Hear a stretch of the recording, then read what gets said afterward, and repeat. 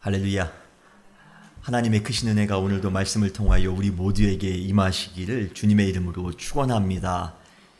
회복의 때가 시작되었습니다. 여러분 삶 가운데 힘들고 어려운 일이 있다 할지라도, 우리의 마음을 피곤하게 하는 그러한 일이 있다 할지라도 말씀을 통하여 우리의 삶 가운데 또 한 번 회복을 경험하시는 우리 모두가 되시기를 주님의 이름으로 축원합니다. 특별히 오늘은 회복의 때가 시작되었습니다. 시리즈 네 번째 말씀으로 우리의 회복자 예수 그리스도에 대해서 함께 말씀을 나누겠습니다. 큰 은혜가 우리 가운데 넘칠 줄 믿습니다. 톨스토이의 단편 소설 중에 사람은 무엇으로 사는가라는 대표적인 작품이 있습니다. 아마 여러분 중에서 읽어보신 분들도 많이 계실 것입니다. 그 작품에 보면 하나님의 말씀을 거역해 얼마 동안 인간 세상으로 떨어진 천사가 등장합니다. 그 천사가 하나님의 명령을 거역한 이유는 갓 태어난 쌍둥이의 엄마를 천국으로 데려오라는 명령이 너무나도 가혹하게 생각되어 그 하나님의 명령을 거역했기 때문에 그렇습니다. 그런데 몇 년 후 엄마를 잃은 쌍둥이들이 다른 자식을 잃은 어떤 이웃집 아주머니의 손에 아주 행복하게 자라는 모습을 보면서 인생의 중요한 의미를 깨닫게 됩니다. 그것은 무엇입니까? 인간이 자기 자신만을 걱정하며 사는 것 같지만 사실은 서로 간의 사랑에 의해 산다는 것입니다. 부모를 잃은 갓 태어난 쌍둥이들이 어떻게 살까 싶지만 이웃집 여인의 따뜻한 보살핌 속에서 행복하게 자라나고 있는 것을 보면서, 그리고 이웃집 여인이 자식을 먼저 하나님 나라에 보내고 고통 속에서 어떻게 인생을 살아갈까 생각하지만 부모를 잃은 옆집 아이들을 키우면서 아픔을 극복하며 살아가더라는 것입니다. 결국 이 소설이 우리에게 말하는 것은 무엇입니까? 사람은 무엇으로 사는가? 바로 사람은 서로 간의 사랑으로 살아간다는 것입니다. 이렇듯 우리는 나의 부족함을 상대방의 사랑으로 채우거나 또는 상대방의 연약함을 나의 배려로 보완하면서 우리의 인생을 함께 살아갈 때 우리의 인생은 행복할 수 있다는 것입니다. 그러한 점에서 인생의 가장 큰 어리석음은 나 혼자만의 힘으로도 충분히 살 수 있다라고 생각하는 그러한 거만한 호기입니다. 나 혼자만으로 충분히 행복할 수 있다. 나는 충분히 돈을 벌었기에, 나는 충분히 권력을 가지고 있기에, 나는 충분한 지식을 가지고 있기에 나 혼자만으로도 충분히 행복할 수 있다라고 생각하는 것, 여러분 교만입니다. 헛된 호기입니다. 우리의 상처와 우리의 아픔은 우리 스스로의 노력보다 다른 누군가의 사랑과 배려로 극복될 수 있습니다. 여러분 믿으십니까? 얼마 전 뉴스에서 혼자 사는 가정의 수가 늘어나면서 우울증의 발생 비율이 덩달아 높아지고 있다는 그러한 뉴스를 본 적이 있습니다. 그래서 혼자 사는 가정의 수가 늘어나면 늘어날수록 정신적인 문제를 관리하기 위해 특별한 사회적인 노력이 필요하다는 것을 제가 기사를 통해서 읽었습니다. 혼자 사는 것이 자유롭고 편할 수 있을지는 모르지만 인생은 우리가 그러한 편리한 감정만 가지고 살도록 가만 놔두지를 않습니다. 예상치 못한 일들, 혼자 감당하기 힘든 일들이 지뢰밭처럼 놓인 그러한 인생입니다. 우리가 그러한 인생을 살아가기에 함께 웃어주며, 함께 걱정해주며, 함께 울어주며, 함께 품어줄 수 있는 진정한 회복자를 만나는 것은 큰 축복이 아닐 수 없습니다. 여러분 인생 가운데 그러한 회복자를 만나며 살아가고 계십니까? 우리는 삶을 살아가면서 주변으로부터 여러 회복자의 역할을 하는 사람들을 만나며 살아갑니다. 우리는 부모님으로부터 또 선생님으로부터 그러한 회복자의 도움을 받으며 살아갑니다. 그리고 목사님으로부터, 그리고 선배로부터, 가끔은 나이가 어린 후배로부터도 우리는 회복을 느낍니다. 저도 제 설교나 아니면 신방을 통해 회복되어졌다라는 말을 들을 때처럼 저도 참 감사하며 기분이 좋고 보람 있는 때가 없습니다. 언젠가 제가 예전에 사역할 때 만났던 청년으로부터 연락받은 적이 있습니다. 한국의 청년으로부터. 전화 도중에 그 형제가 제가 그 자신에게 했던 말 때문에 큰 위로가 되었고 자신의 삶을 새롭게 도전할 수 있는 그러한 열정을 회복하게 되었다라고 저에게 고백을 했습니다. 그런데 사실 저는 그 형제에게 무슨 말을 했는지 기억도 나지 않습니다만, 그럼에도 불구하고 그 고백을 들을 때에 얼마나 감사하며 또한 얼마나 기분이 좋았는지 모릅니다.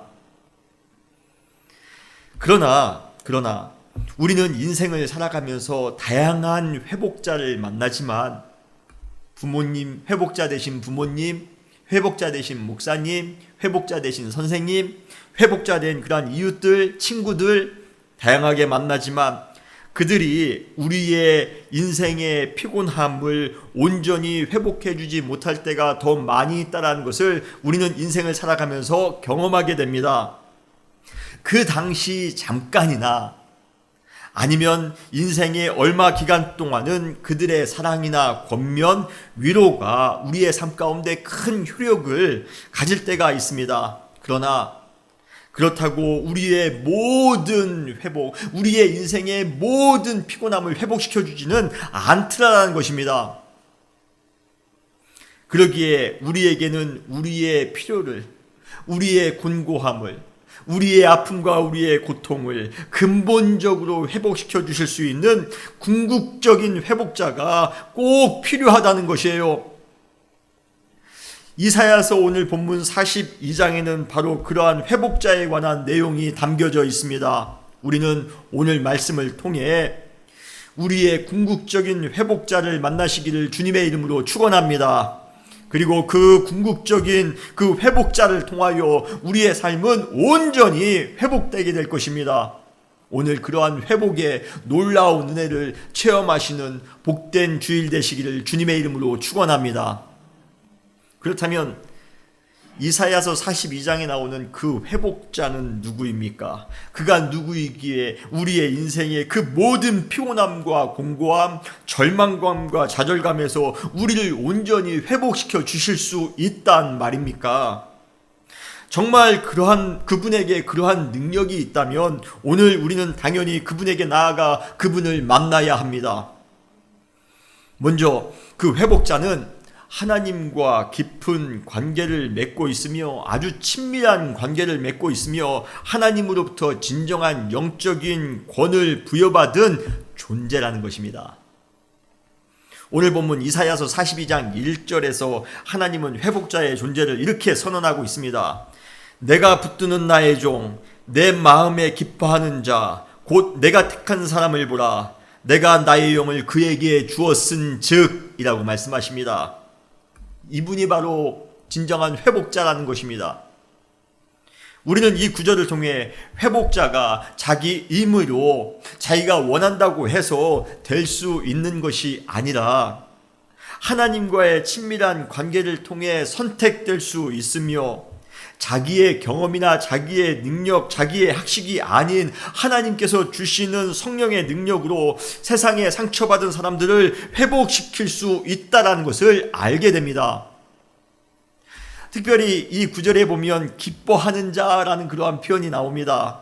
이때 사용된 히브리어 라차라는 단어는 레위기에서 하나님께 우리가 희생제물을 드릴 때 어떠한 희생제물을 드립니까? 흠이 없는 희생제물을 드립니다. 거룩한 희생제물을 드립니다. 그때 그 희생제물을 받고 하나님이 기뻐하시다라는 표현이 나오는데 그때 사용된 단어와 똑같은 단어입니다.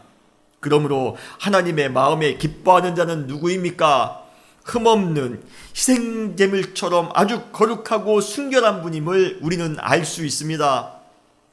여러분, 하나님께 기쁨이 되어 택하심을 받았을진데 힘들고 어려운 삶을 살아가고 있는 인생들에게는 얼마나 큰 기쁨이 되며 얼마나 큰 위로가 되겠습니까? 흥미로운 것은 이사야서 오늘 본문 42장 2절로 4절에서 하나님께서는 그 회복자를 우리에게 소개하시면서 연속적으로 부정 문장을 사용하고 있다는 것입니다.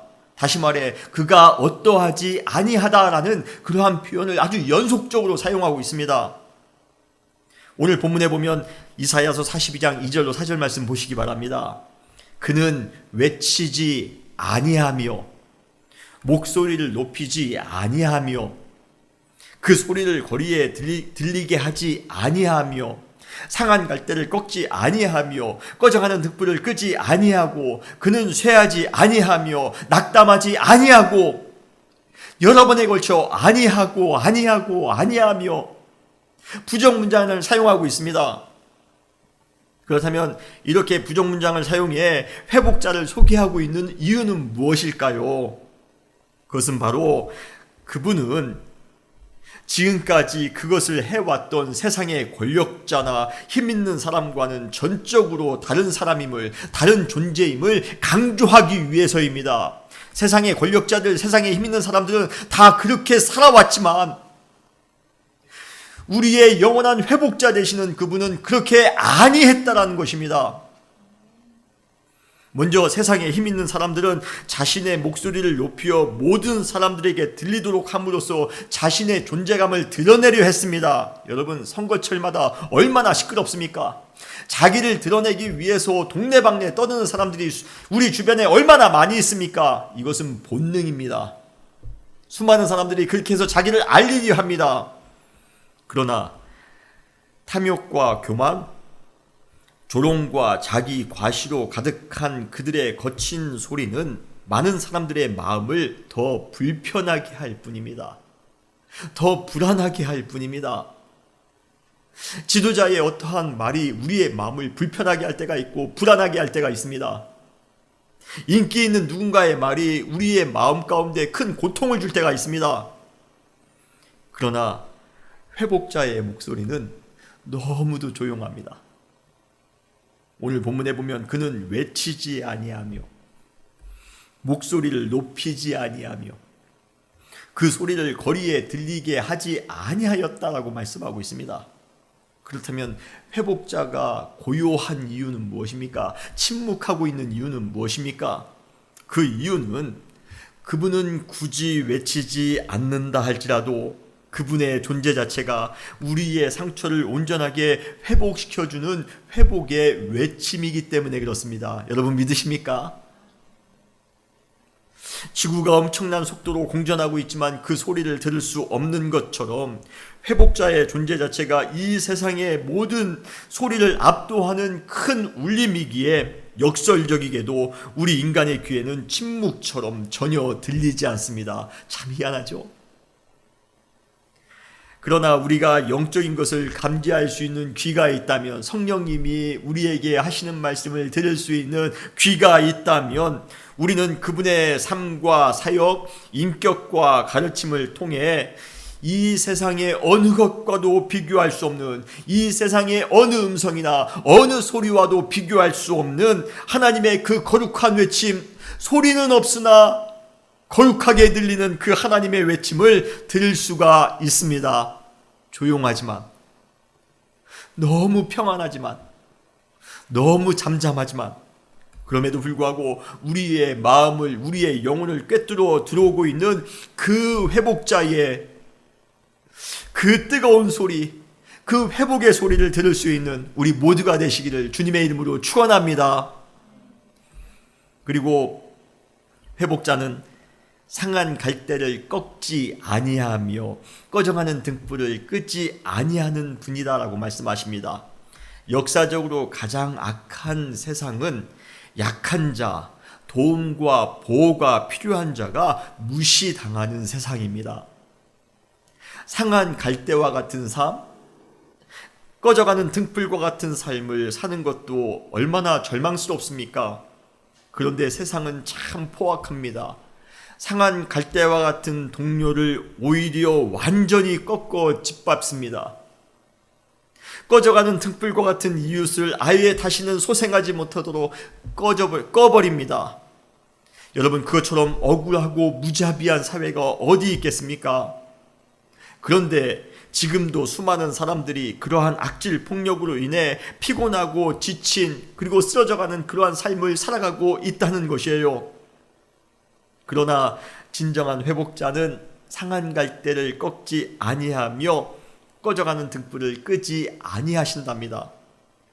그것도 소극적으로 상한 갈대를 꺾지 않으시는 것이 아니라, 꺼져가는 등불을 끄지 않으시는 것이 아니라, 그분은 적극적으로 그 상한 갈대를 건강한 갈대로, 꺼져가는 등불을 활활 타오르는 등불로 회복시켜 주신다는 사실을 여러분 믿으시길 바랍니다. 그런데 그것이 가능한 이유가 무엇입니까? 어떻게 그것이 가능할 수 있단 말입니까? 바로 그 회복자는 쇠하지 아니하며 낙담하지 아니하는 분이시기 때문에 그렇습니다. 사실 우리 성경은 서로 다른 단어로 번역하고 있지만 이 쇠하지 아니하다 할 때 이 쇠하지라는 단어는 그 위에 나오는 꺼져가는 등불에서 꺼져가는과 원어를 보면 동일한 어원의 단어입니다. 그리고 낙담하지라는 단어는 위에 나오는 상한 갈대에서 상한이라는 단어와 동일한 어원을 가지고 있는 단어입니다. 그러므로 세상의 수많은 사람들이 상한 갈대와 같은 그리고 꺼져가는 등불과 같은 상태로 피곤하게 살아가지만 회복자는 결코 쇠하지 아니하는, 꺼져가지 아니하는 그러한 존재랍니다. 그리고 낙담하지 않는 분, 그분은 상하지 않는 분이랍니다. 세상 사람들은 지금 상해가고 있고 세상 사람들은 지금 꺼져가고 있지만 여러분, 회복자 되신 분은 전혀 꺼져가고 있지 않으며 전혀 상하고 있지 않은, 쇠하지 아니하며 낙담하지 않으시는 분임을 여러분 믿으시길 바랍니다. 어떻게 똑같이 상해가고 있는 사람이 상해가고 있는 사람을 우리가 회복할 수 있단 말입니까? 꺼져가고 있는 사람이 어떻게 꺼져가고 있는 존재를 또 한 번 우리가 회복할 수 있단 말입니까? 그러나 하나님은 꺼져가는 분이 아니십니다. 그러기에 꺼져가는 등불을 또 한 번 회복시킬 수 있는 것입니다. 주님은 상한 분이 아니십니다. 낙담하시는 분이 아니십니다. 그래서 상한 갈대와 같은 우리를 또 한 번 회복시켜 주실 수 있는 분입니다. 여러분, 믿음을 가지시고 우리는 상한 갈대와 같은, 꺼져가는 등불 같은 힘들고 답답하며 절망적인 삶을 살아간다 할지라도 결코 쇠하지 아니하시며 결코 낙담하지 않으시는 그 회복자께서 우리를 영원히 그리고 궁극적으로 회복해 주신다는 사실을 여러분 믿으시길 바랍니다. 그런데 이 회복자에게는 한 가지 특별한 사명이 있습니다. 그 사명은 무엇입니까? 온 세상에 정의를 베푸는 것입니다. 정의를 세우는 것입니다. 정의는 무엇입니까? 정의는 하나님의 백성들이 평생을 통해 따르고 순종해야 될 하나님의 말씀, 하나님의 뜻을 의미합니다. 정의는 모든 인간이 한 공동체 안에서 행복하게 살 수 있도록 해주는 영적 매뉴얼입니다. 회복자는 이 정의가 무엇인지를 세상에 알릴 뿐만 아니라 그 정의가 온 세상에 시연될 때까지 쇠하지도 아니하시며 낙담하지도 아니하실 것이라 다짐하십니다. 다시 말해 반드시 그분은 온 세상에 하나님의 정의를 베풀고 그것을 이루실 것입니다. 그런데 이렇게 회복자가 정의를 베풀며 세우는 것에 최우선순위를 두는 이유가 있습니다. 그것은 바로 모든 세상이 하나님의 말씀을 최상의 가치로 믿고 순종하며 살아갈 때 비로소 우리 모두가, 우리 공동체가, 우리의 가족과 우리의 교회와 우리의 이웃이 비로소 행복해질 수 있다는 사실을 그분은 잘 알고 있기 때문에 그렇습니다. 솔직히 우리가 겪고 있는 상처와 아픔은 우리가 하나님의 말씀대로, 하나님의 정의대로 살지 않고 우리의 탐욕과 거짓을 추구한 것에 대한 비극적인 결과입니다. 하나님께서 인간을 창조하신 이래에 하나님의 정의가 완벽하게 실현되어졌던 장소와 때가 있습니다. 언제입니까? 바로 에덴에서 우리의 첫 인류가 살아갈 때였습니다. 그러나 그곳에 뭐가 들어옵니까? 죄가 들어옵니다. 그 이후 세상은 하나님의 정의를 이루기보다는 인간의 탐욕을 이루는 장소로 변질되었습니다. 그런데 하나님은 회복자를 세우심으로써 다시 한번 세상의 정의가 실현되고 옛날 그 창조 때의 에덴을 새롭게 회복하기를 원하셨던 것입니다. 그러한 하나님의 뜻을 회복자는 정확하게 이해하고 있었습니다. 그래서 그분은 세상에 오셔서 우리 인간들을 향하여 아주 적극적으로 하나님의 정의를 선포하셨던 것입니다. 이사야서 42장 1절 후반에 보면 그가 이방의 정의를 베풀리라 라고 말씀하고 있습니다. 여기에 우리 베풀다라는 단어가 나오는데요. 한국어에서 베풀다는 자비를 가지고 무언가 선심을 쓰듯 준다라는 그러한 뉘앙스를 가지고 있습니다. 내가 무언가를 좀 베풀다 라는 표현을 할 때 우리는 그러한 뉘앙스를 느낍니다. 그러나 히브리어에서 이 베풀다라는 단어는요, 좀 다른 의미를 가지고 있어요. 무언가 강력하게 추진하기 위해 아주 강한 의지를 가지고 나아간다는 것입니다. 그냥 선심 쓰듯이 주었다라는 것이 아니라 내가 이 일을 기필코 해야 되기 때문에 아주 강한 의지를 가지고 그 의지를 가지고 그것을 이루기 위하여 나아갔다라는 그러한 의미를, 강한 의미를 가지고 있어요. 결국 회복자가 하나님의 정의를 우리에게 전해줄 때 선심 쓰듯 그냥 대충 베푼 것이 아니라 우리의 인간의 회복을 바라는 그러한 간절한 마음으로, 그리고 하나님의 정의를 전하는 것에 대한 깊은 사명을 가지고 우리에게 강한 의지를 가지고 나왔다라는 것입니다. 우리는 이것을 통해 회복자가 얼마나 우리의 회복을 바라고 계셨는지를 우리는 알 수 있습니다. 그리고 그 회복자께서 정의를 베푸시는 대상은 놀랍게도 특정한 어느 민족이나 어느 나라나 어느 개인이 아니었습니다. 모든 이방이었습니다. 모든 사람이었습니다. 그가 이방의 정의를 베풀리라. 이사야 시기, 그때 민족주의적인 신앙으로 아주 똘똘 뭉쳐 있었던 이스라엘 백성들에게 이 구절은요, 아주 혁명적인 구절이었습니다. 하나님의 정의가 우리 민족에게가 아니었습니다. 그 회복자가 모든 열방에게, 모든 이방에게 정의를 베푸신다는 것입니다. 하나님의 정의는 어느 한 민족이나 어느 한 국가에 국한될 수가 없습니다. 온 인류에게, 모든 사람들에게 하나님의 정의는 또 한번 우리를 회복할 수 있는 능력으로 임하게 될 것입니다. 그러기에 이 회복자는 온 이방을 통하여 하나님의 회복을 전했던 것입니다. 모든 사람들은 꺼져가는 상한 갈대와 꺼져가는 등불처럼 낙담과 절망 가운데 살아갈 것이 아니라 회복자가 주시는 하나님의 정의, 하나님의 말씀을 듣고 순종함으로써 온전히 회복된 삶을 살아가야 되는 것입니다. 그러므로 우리 모두는 한 사람도 빠짐없이, 우리 성도님들은, 오늘 말씀을 들으시는 우리 모든 성도님들은 한 분도 빠짐없이 오늘 이 회복자가 우리에게 전해주는 그 하나님의 말씀, 하나님의 정의를 듣고 그 말씀대로 순종하며 살아가셔야 됩니다.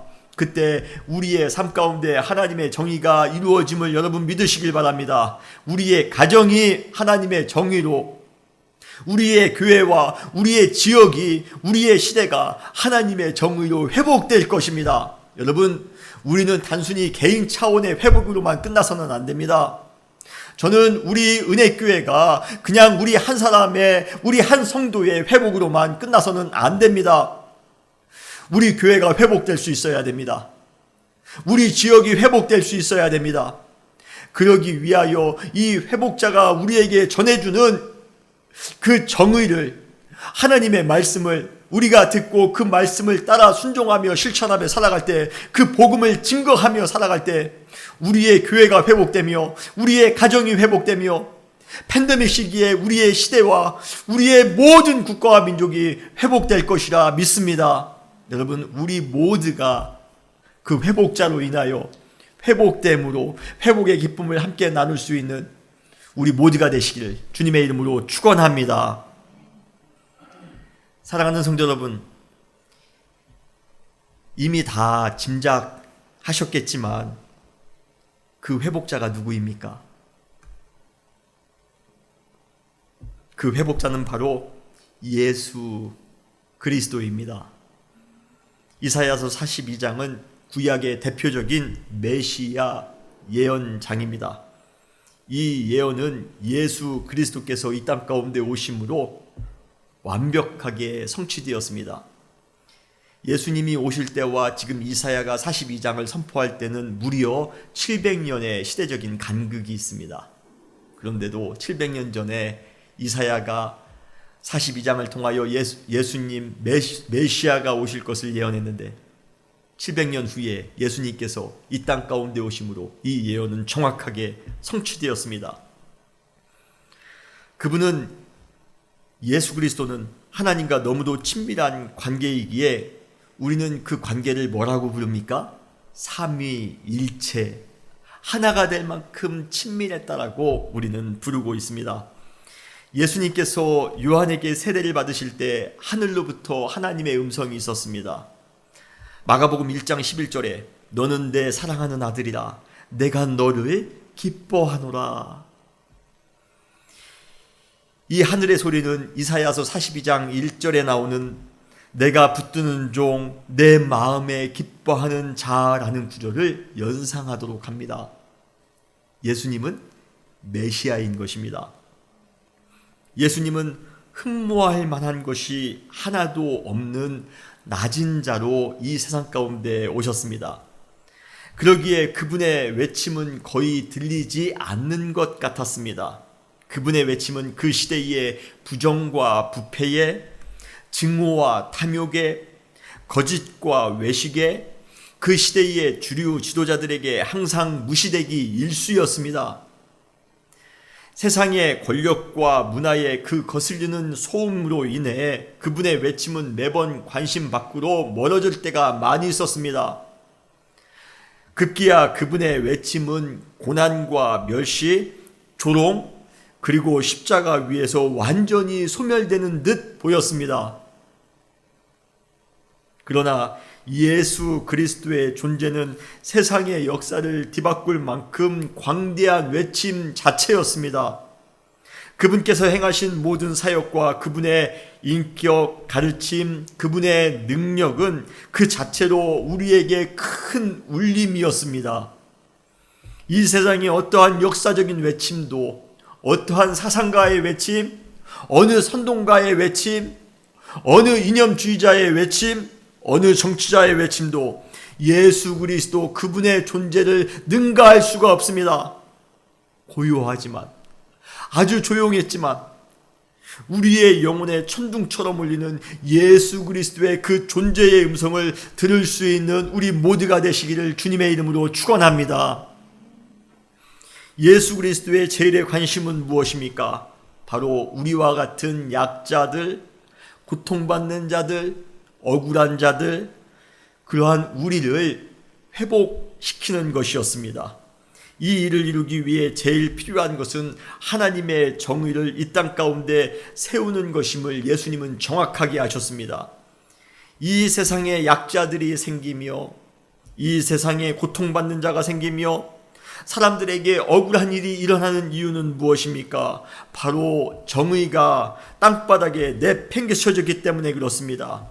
정의가 없는 사회에서는 약자는 더욱더 약자가 될 뿐이며 억울한 사람은 더 억울한 일이 생기기 마련입니다. 그래서 우리 주변에 약한 사람들이 얼마나 많이 있습니까? 우리 주변에 억울한 사람들이 얼마나 많이 있습니까? 아니, 어쩌면 나 자신도 그러한 억울함을 느끼며 고통 가운데 하루하루를 살아가고 계시지는 않습니까? 그래서 이사야는 그분의 인물을 이렇게 소개하고 있습니다. 이사야서 42장 2절에 보면 상한 갈대를 꺾지 아니하며 꺼져가는 등불을 끄지 아니하시는 분, 아니 오히려 세상의 모든 것들, 모든 소생의 가능성이 없어 보이는 모든 사람들을 회복시켜 주실 분으로 이 땅에 오신 분, 그분은 진실로 정의를 시행할 것이며 라고 말씀하십니다. 그분은 정의를 시행하심으로써 우리의 억울함들, 우리의 막막함들, 우리의 답답함들을 회복시켜 주실 것입니다. 이사야서 42장 7절에 보면 이사야는 이것을 좀 더 구체적으로 표현하고 있습니다. 내가 눈먼 자들의 눈을 밝히며 갇힌 자를 감옥에서 이끌어내며 흑암에 앉은 자를 감방에서 나오게 하리라. 여기에서 감옥에 갇혀 있는 사람들은 무언가 큰 잘못을 했기 때문에 도덕적으로, 형법적으로 무언가 큰 잘못을 했기 때문에 감옥에 들어와 있는 것 아닙니다. 그들은 정의가 무시되는 사회 속에서 억울하게 고통받는 약자들을 대변합니다. 그들은 인생을 살아가면서 받은 그러한 상처와 막막함, 그것은요, 여러분 상상을 초월합니다. 그런데 예수 그리스도를 통해 눈먼 자의 눈이 밝아진답니다. 갇힌 자와 흑암에 앉은 자에게 자유가 선언된다고 합니다.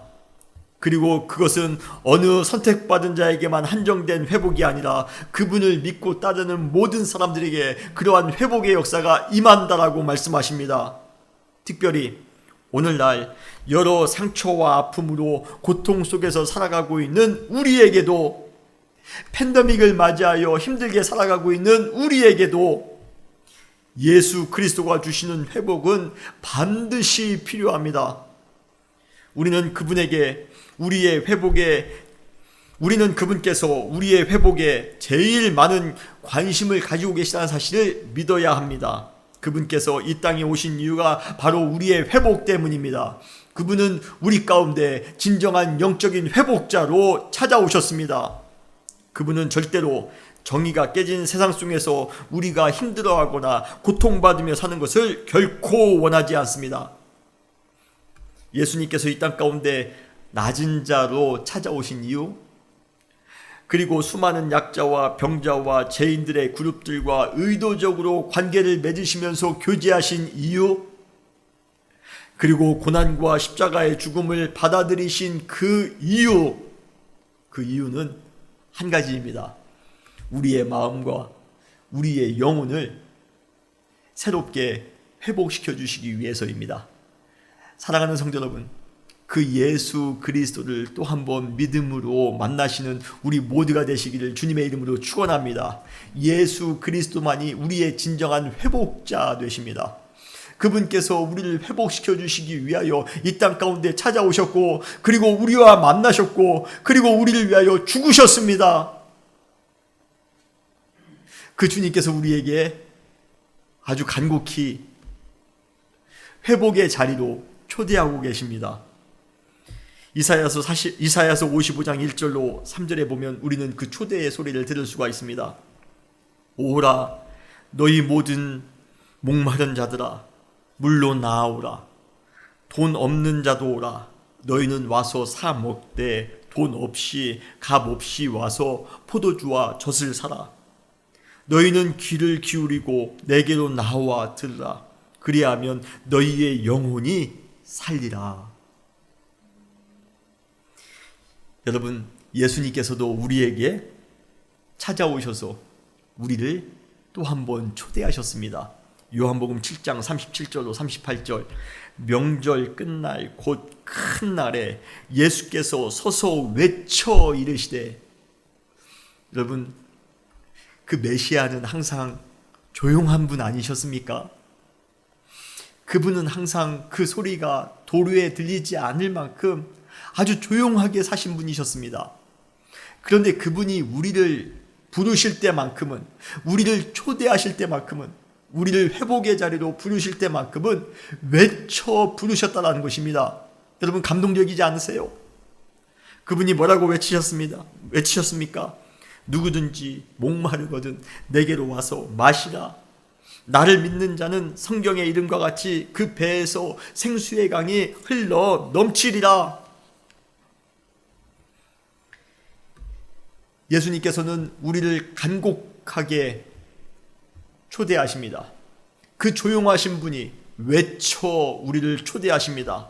예수님께서는 그만큼 우리의 회복을 간절히 원하셨다는 것입니다. 그러므로 영적 갈증으로 완전히 녹초가 된 우리들을 향한 하나님의 그 간곡한 소리를 우리는 들을 수 있어야 합니다. 우리가 그 소리를 듣고 주님 앞에 나아갈 때, 주님, 우리는 정말 목마른 자입니다. 주님 앞에 나아가야지만이 될 것 같습니다. 우리가 믿음으로 주님 앞에 나아갈 때 진정한 회복을 우리는 경험할 수 있게 될 것입니다. 여러분, 주님께서는 이미 우리를 초대하셨습니다. 이제 우리 차례입니다. 더 이상 회복의 기회를 뒤로 미루지 마시기 바랍니다. 지금 회복의 때가 시작되었습니다. 지금 우리는 그 하나님의 초대에 응하셔야 됩니다. 그 회복자의 그 초대에 우리는 회복의 자리로 나아가셔야 됩니다. 그때 주님께서 우리의 피곤한 마음과 지친 영혼을 온전히 회복시켜 주실 것입니다. 여러분, 그러한 회복 가운데 또 한번 은혜로 기쁨으로 살아가시는 우리 모든 성도님들이 되시기를 주님의 이름으로 축원합니다. 마지막으로 우리가 예수 그리스도 안에서 진정한 회복을 경험했다면, 진정한 메시아, 진정한 회복자를 통하여 우리의 심령이, 우리의 모든 것이 다 회복되어졌다라면, 이제부터는 우리 역시도 회복자의 삶을 살아가셔야 됩니다. 여러분, 믿으십니까? 하나님이 우리를 회복시켜 주신 이유는 우리를 통하여 회복자의 사명을 살아가도록 하기 위해서입니다. 이제까지 우리는 회복의 수요자로서 살았다면 이제는 회복의 공급자로서 우리는 살아야 합니다.